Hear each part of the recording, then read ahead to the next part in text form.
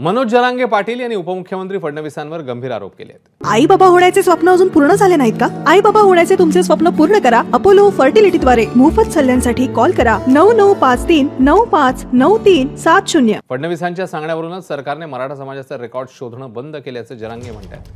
मराठा आंदोलकांवर गुन्हे दाखल करणाऱ्या फडणवीसांचा हिशेब चुकता करण्याचा इशाराही जरांगेंनी दिलाय। बीड जिल्ह्यामधल्या तांदळा गावात जरांगे एका सांप्रदायिक कार्यक्रमानिमित्ताने आले होते। यावेळी जेसीबीतनं फुलांची उधळण करत त्यांचं जंगी स्वागत झालं।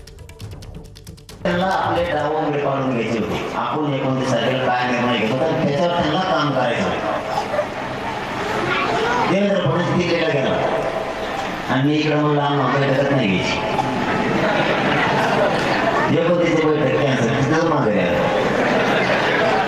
मेरा काय म्हणत त्याला हे काय करतंय कॅन्सल करून करतंय बैठक आठवतंय म्हणून तुम्हाला सांगतो त्याने एवढा मराठीवर अन्याय केला ना त्याला आता पाणीच पाजायचं मराठीवर।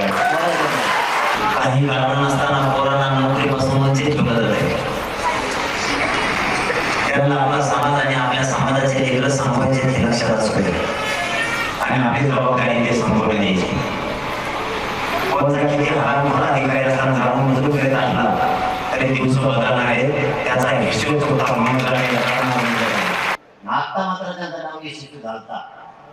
मी 29 तारखेला ठरवलं होतं पाळायचं का उभा करायचं असे खूप घरते तो नेहमी हा सगळं डावल्या डेंजर टाकल्यावर दोघं वाट बघते ही काय म्हणून बघा आता एक दशेड येतं मी जर उभा करायचं म्हणलं माझे पहिले खुशी ते डायरेक्ट निवडून एबीपी माझा, उघडा डोळे बघा नीट।